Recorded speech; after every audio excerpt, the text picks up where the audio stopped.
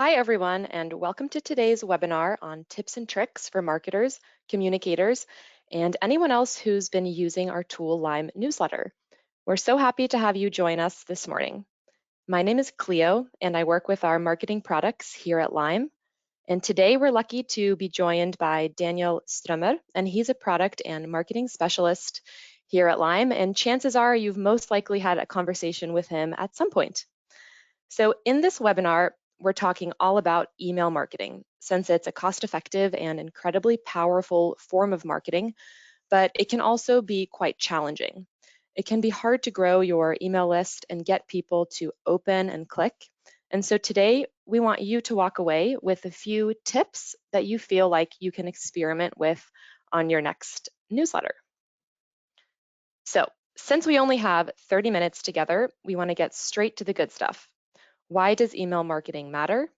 Tips about growing your email base, some trends in email design, things to know about subject lines, and capping off with a few things to keep in mind to prevent your emails from landing in spam.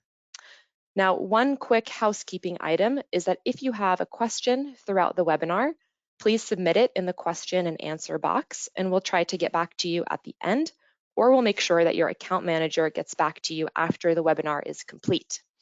And also just a quick note is that we'll be sending this recording out to you within the next 24 hours. So no need to take notes or anything like that. But let's dive straight into it then. So at its core, email marketing is super important because it's using email to deliver a great experience to your audience, which could be customers, leads, interested readers, and people who subscribe, and basically anyone else who is following you and interested in hearing what you have to say. So let's take a look at 5 key benefits that you can reach through email marketing. So first up is retaining customer attention over time. You as a marketer can use email as a channel to stay on top of your customer's mind, to cultivate engagement and provide continuous value by sending articles, discount offers, and other information on products and services that you're selling.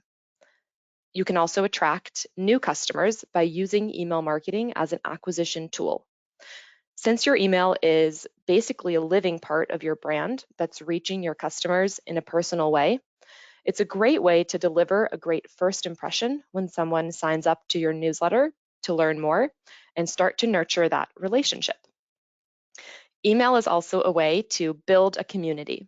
And by this, we mean building long-lasting relationships. Your email, you can think of it as the way to stand out and encourage your audience to take action. So it could be to show up for an event where people get to know each other, to join a meetup, and also to join your social media where you can continue that conversation. Email is also a classic way to promote your products and services in a way that's relevant for your business. So you can send personalized emails based on what your customers care about and make sure that your audience is informed about the value that you offer. And finally, you can, of course, use email marketing to invite supporters to events and to share surveys with them. And now let's get into some good stuff because, of course, email marketing is only effective when you have an engaged email base.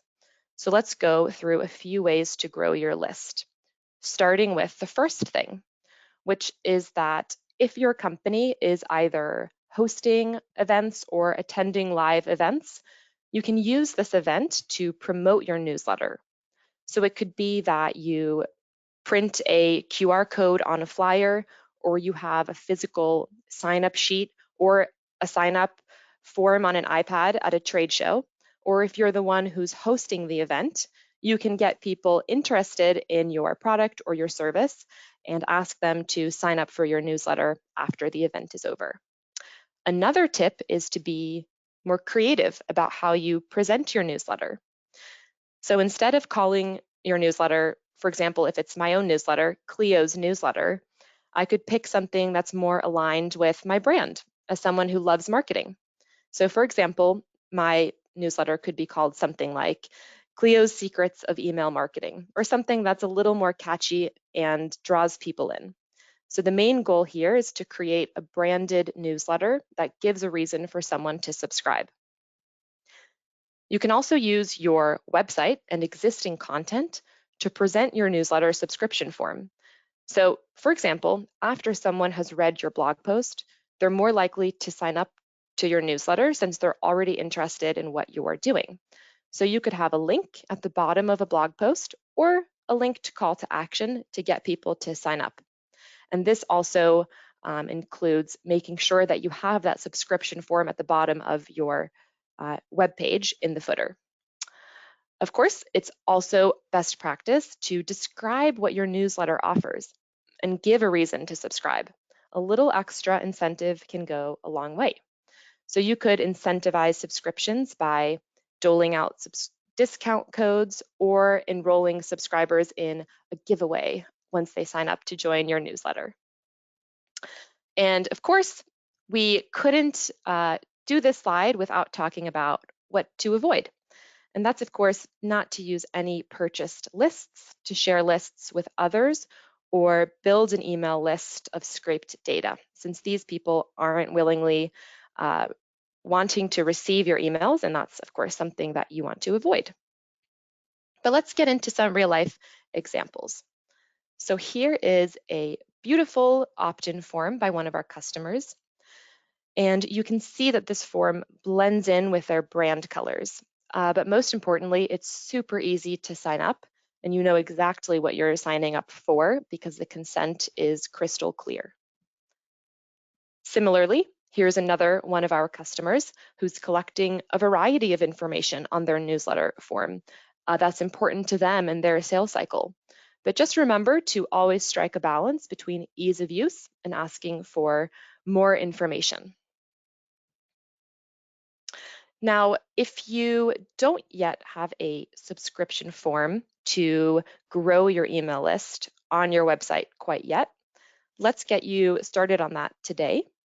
So in your publication settings in Lyme Newsletter, you can click subscription form, which is this little arrow that you see pointing to the right place to click, to edit the design and to build the look of your form.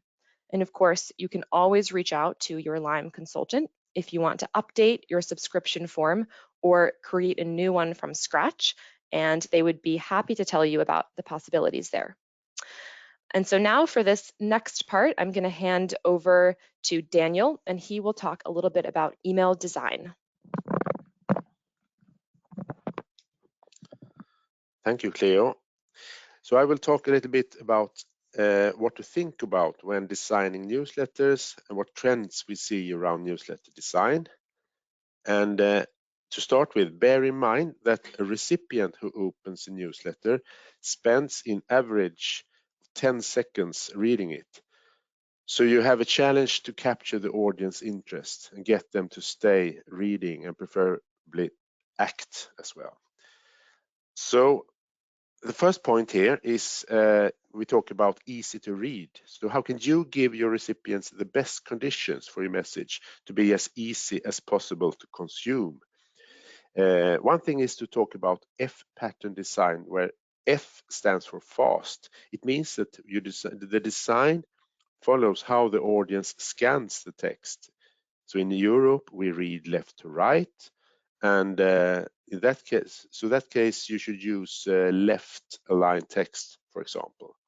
You should use clear headings and also focus the text and not use too much text. We talk about less is more when it comes to the amount of text. One tip is to carefully select the font family, the text color, so it's well suited for the screen. And perhaps maybe you should increase the font size a little bit and maybe a little extra line height for better readability. So the layout, the visual layout is more important than you think. You can get more effect if you have a nice layout on your newsletter. And one trend is that during the last years, we see less of shadows and borders and other extra graphical elements and rather more strict design. You can say a minimalistic design where it's more clean and streamlined and focus format, fresh, modern, and fast information in all the respects. both in the amount of graphics and text. We also see a more clear layout by using Saturn strong colors instead of before a lot of soft toned down colors. And you can also use colors to get more effect through the emotional design. And the emotional design is, maybe you know, red communicates passion, and blue stands for order, green stands for growth, etc. Some of our customers are using what we call duotone layouts. That means that they have only two strong contrasting colors. We get a lot of questions around YouTube videos and moving pictures, and as long as Outlook don't support videos, we suggest to use animated GIFs instead. And with GIFs, you can create nice living effects in your newsletters, but you can also use this to easily describing your message with a series of images instead of maybe a lot of text for that thing you want to describe. Design layout, we see more of curvy graphics and wavy graphics. And as you can see actually on top of our presentation here, Lime is also using this wavy graphic to enhance our identity. One other thing is that most newsletters consist of several articles, different information, and it is important to separate these articles from each other.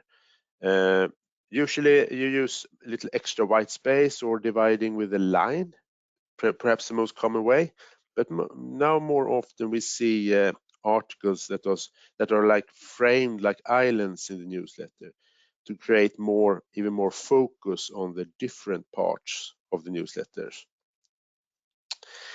And last here, we talk a little bit about dark mode because especially young people are using dark modes more and more, and it's important that you have checked out your newsletter templates so they work fine also in the dark mode of the mobile phones.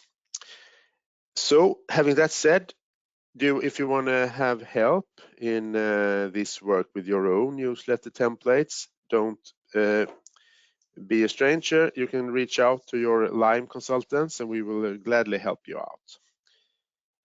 Now, next item here is talk a little bit about the call to actions.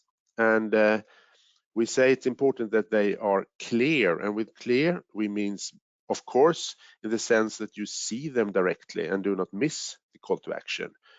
But also remembering that half of your audience is opening in the mobile, it should be what we call thumb friendly. So you should have some space around the button or link.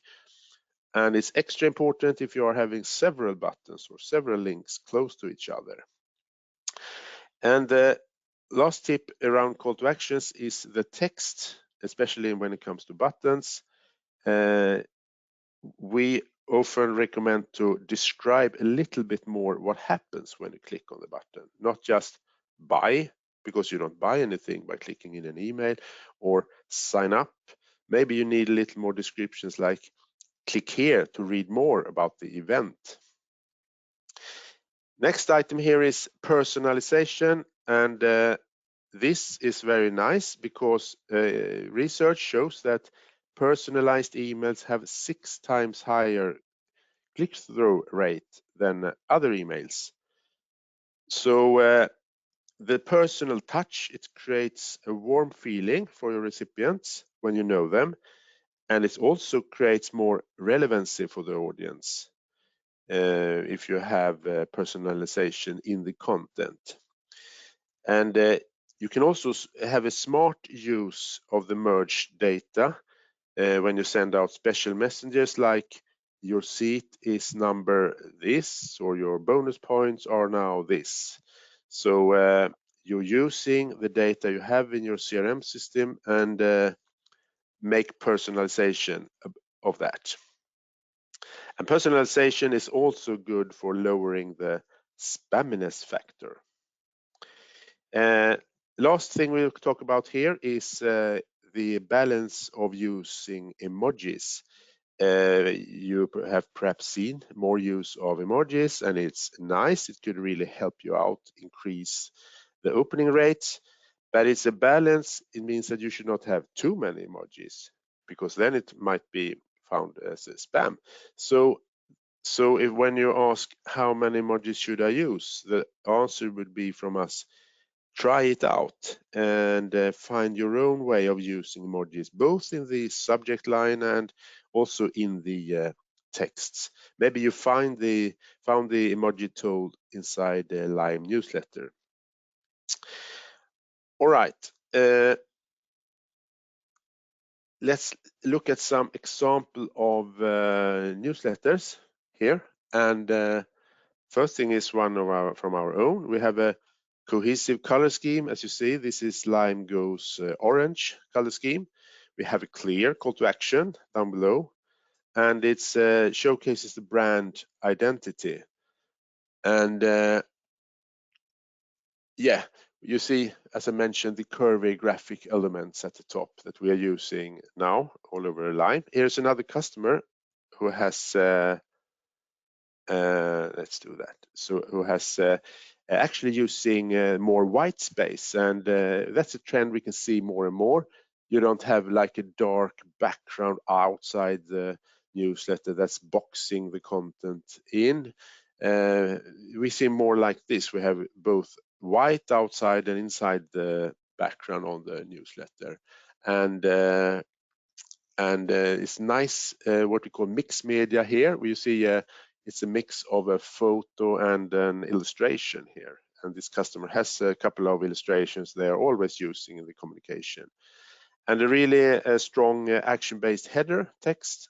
And again, simple call to action where you find when you search. And another nice looking newsletter from Lime.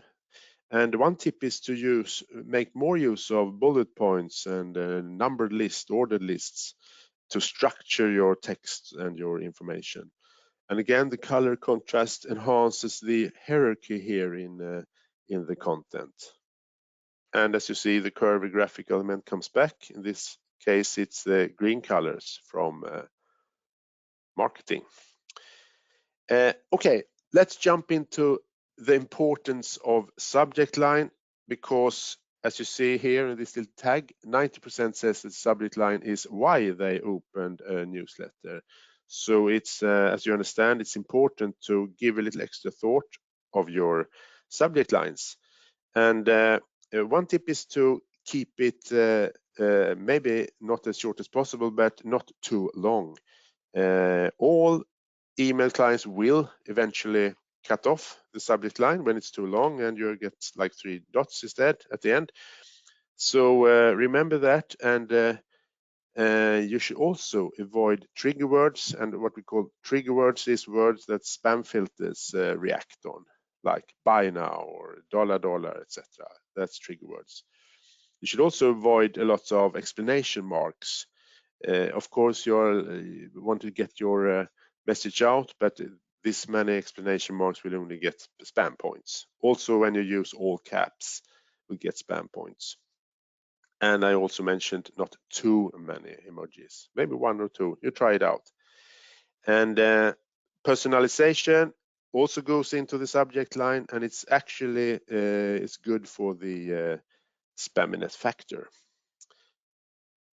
So having that said, with the number of characters, remember to, if you have like one really important thing you want to express in the subject line, don't have it at the end, because that might be cut off. So remember that and keep that in the beginning.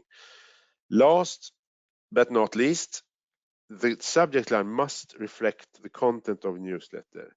You cannot fool anyone by using stating something else in the subject line. Okay, I will hand over to Cleo. Thank you, Daniel. And so, yes, to round off this webinar today, we're going to talk a little bit about how to stay out of spam and some things to keep in mind. So this is just a recent screenshot of my phone and some of the emails that ended up in spam. So we thought that we would go through some of these potential reasons today. So the first thing that we notice is that this top email has a pretty bad pre-header. And a pre-header is that gray text that you see underneath that basically serves as a preview to the content of the email. And as Daniel mentioned, the subject line and also the pre-header should be related to the email body content. Now, this pre-header doesn't really make a whole lot of sense. It's text that's most likely describing an image, and that could get you wound up in the spam folder. We also have an email here that says attention, which is a phishing trigger word. And this trigger word is also paired with an emoji, and this combination can lead some spam filters to flag this, this mail. So let's go to the next example here. And this is where we have an email with incorrect personalization saying my last name, Dan. And spam filters are pretty smart these days when it comes to personalization, and they can pick up when personalization is either incorrect, such as this example, or if it's too generic. For example, if you call somebody friend or something of that nature in the subject line. And lastly, we have a pair of emails that are sent back to back, which is what you see in this last email example. Emails that have been stacked, and too frequency of sending emails can also land you in the spam folder. So with that said, here are some things to keep in mind on the road to avoiding spam. So number one, and this one is important, to keep a regular email schedule. Because if people don't expect to hear from you, they won't want to open your emails and therefore will maybe mark you as spam. And as Daniel mentioned earlier, your subject line and that first impression that you provide is a reason that people will open your mails. But if they don't expect to hear from you, they probably won't take the time to open your mail and might even mark your mail as spam before they even look at it. Number two is to avoid trigger words in both your subject line and also in the email body content. The third tip today is to send emails only to people who've opted in to hear from you, either through a subscription form or by acknowledging in another way, and also to respect those who've opted out. So not to communicate with anyone who doesn't want to hear from you. If your emails have a history of bouncing or racking up unsubscribes, this can negatively affect how your future emails will perform. So this tip is super important. And finally, to keep a healthy email list. And so what do we mean by this? To do tips 1 through 3. By keeping a regular email schedule, emailing only those who've consented to hear from you, and of course, as another tip, remove anyone who's ended up in your email list by list sharing or purchasing, since those people haven't consented. So that's it for today when it comes to our presentation material. So let's dive into some questions and answers. And it looks like we have a couple of questions coming through the pipe. So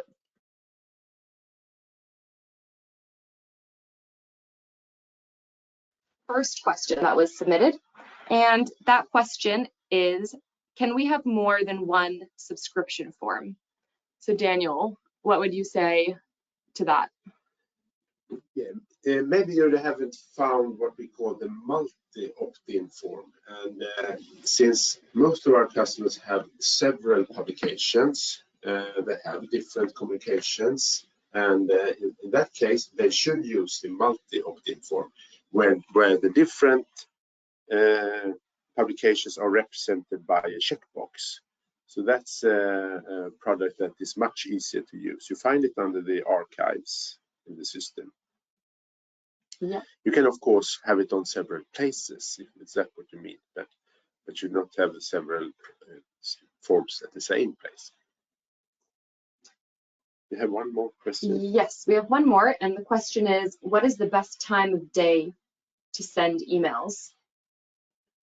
Should I answer? Yeah, well, it depends, of course, and you can try it out. You can see in the statistics of the newsletters, you can see when a person has opened. You can see when most of your customers or audience are opening. And based on that, you will learn when your audience are most ready to read your newsletter. And that's the timing you should meet. And but to answer easy, the quick answer is if you are communicating with business to consumer, it might be in the evening, off working hours, or maybe in the weekends. But if you are communicating business to business, I would say it is during business hours. And research shows that actually Tuesday, Wednesday, Thursday are a little bit better than Monday and Friday. Mm. So, but of course, you can Google your industry best practice, maybe. Yeah, I think that's a great tip, is using some industry research to see some things to experiment with. But it's a good question. It's important that you don't send out and it goes too many hours before your audience will have the time to open your email, because by that time they might have 10 more emails later and might just miss your newsletter. So timing is important. Yes. But those are all of the questions that we have received today. I think one more just came in. So let's see if we can take a closer look. So this is the question, when a hard bounce happens, is it just to delete that email from the list? Yeah, and also what is the reason behind the soft bounce? But the hard bounce first, actually the system is automatically taking care of hard bounces and will block them from further send outs. So you don't actually need to do that. If you have the newsletter Lime CRM integration, you will also see a checkbox that are checked at that person card. And it could be a good way to check those up that are bouncing hard. And maybe talk to the customer if it's a customer. And do you have a new colleague that maybe should have this information, or yeah, maybe you don't work there anymore. And the reason for soft bounces could be a lot of things. Actually, we start with auto replies. It will go like soft bounce, but it could be spam, and many times it's actually full inbox when you're using one of the big ESPs. You have a limited amount of emails you can have in your inbox, and that goes as a soft bounce as well. And the common thing with this is that you cannot know if the recipient has seen your newsletter if it's bouncing soft. But we don't do anything with the soft bounce as we do with the hard bounce when we add that to a blocking list. Can we see any more questions here? I think that's all of the questions that have come through right now. And just keeping an eye on the time, we've got 1 minute left. So we do want to say, if any other questions pop up for you after the webinar, here you see our email addresses, both Daniel and I. Feel free to reach out to us and we can make sure that you get the answers to your questions, and we'd be happy to chat with you further. But with that said, we want to thank you so much for joining us this morning, and we hope that you got some tips out of this webinar that you can implement in your next newsletter. So on behalf of both of us, thank you, and we hope that you have a great day. Bye-bye.